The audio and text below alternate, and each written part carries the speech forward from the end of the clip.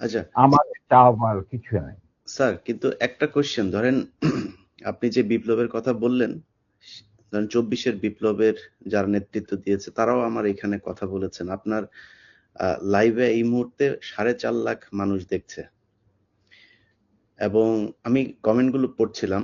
আমি বোঝার চেষ্টা করছিলাম যে আসলে কি। আমার মনে হয় এ পর্যন্ত কয়েক লাখ কমেন্টের মধ্যে বোধহয় 10টা কমেন্ট পড়েছে আপনাকে গালি দিয়েছে বা আমাকে গালি দিয়েছে। এত জনপ্রিয় একজন মানুষ, আপনি দেশ থেকে চলে যেতে হলো কেন স্যার? সেই কাহিনীতে এই মুহূর্তে যাওয়া ঠিক হবে কি? মাফ করে দিয়েছি। জিয়া রহমান আমাদেরই একজন ছিলেন। আচ্ছা, to be frank with you, hmm, উনি কোরআন শপথ নিয়ে আমাদের সাথে কাজ করতে রাজি ছিলেন, কিন্তু পরবর্তী পর্যায়ে তিনি তার নিয়ত থেকে সরে আসেন। তার জন্য তো আমরা দায়ী নয়, উনি দায়ী। এবং যদি ভালো করে থাকেন সেটা প্রাপ্য তিনি হয়তো পেয়েছেন, যদি খারাপ করে থাকেন সেটা আমাদের সাথে না চলায় যদি তার কিছু খারাপ হয়ে থাকে, তার জন্য তো আমরা দায়ী নই। তবে হ্যাঁ, একটা সময়ে আমি যখন চীনে ছিলাম রাষ্ট্রদূতাবাসে,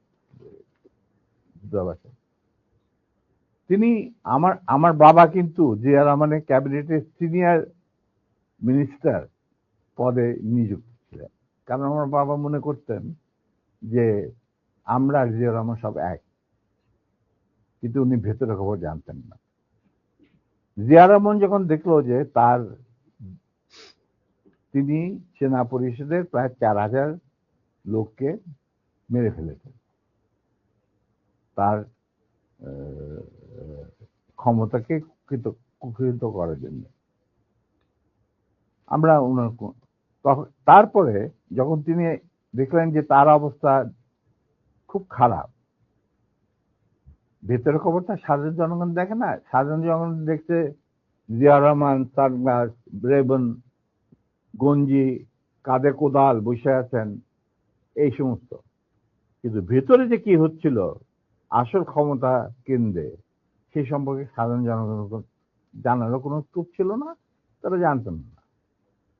সেখানে তার অবস্থা ছিল নরবলে, কারণ ওইখানে তিনি ডিভাইড এন্ড রুল নীতি প্রয়োগ করেছিলেন, যেটা খুবই মারাত্মক আহ, একটা হুমকি ছিল তার জন্য, তিনি হয়তো বুঝতে পারেন নাই।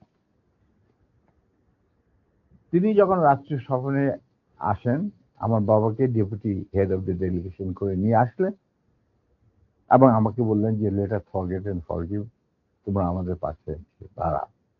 আমরা বললাম স্যার, এটা আপনার পক্ষে, আপনার বললেন, আমি কৃতার্থ, কিন্তু আমার মনে হয় আমাদের পক্ষে সেটা সম্ভব। কারণ এর জন্য সম্ভব না, আপনি আমাদের সহকর্মীদের রক্তে যে রক্তক্ষরণ ঘটিয়েছেন, সেই রক্ত মারিয়ে আপনার পাশে যদি গিয়ে দাঁড়াই, প্রথম গুলিটা আমাকে যেতে হবে মুনাফেক হিসাবে। আমি আপনাকে